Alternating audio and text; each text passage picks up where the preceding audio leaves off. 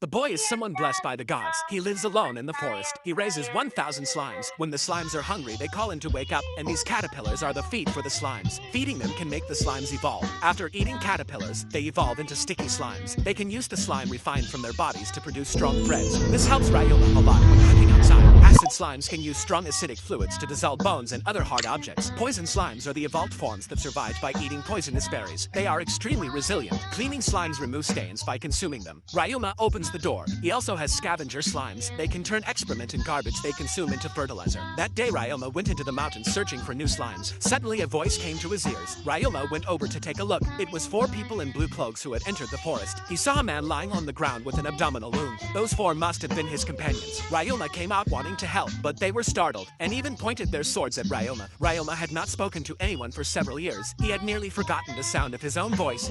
Madison. Mikiv.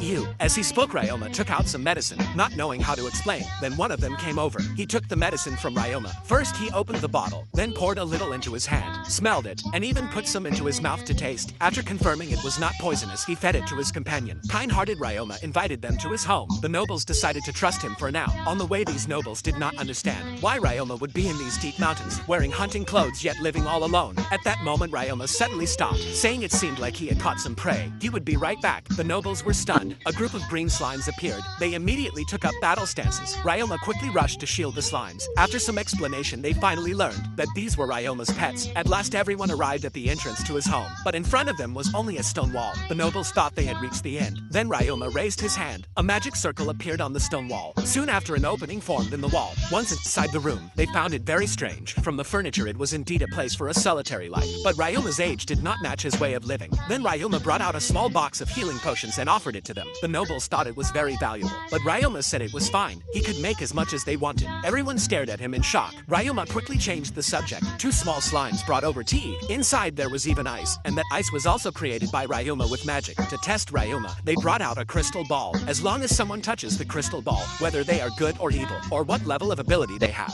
everything will be revealed. Then Ryoma placed his hand on it. The crystal did not turn red, but not a single combat skill appeared. Instead, his household skills, mental strength, physical endurance, and stamina were all at level 10. They could not imagine what this 11-year-old boy had gone through. After the wounded man recovered, the nobles said they would return. After speaking, they turned and left.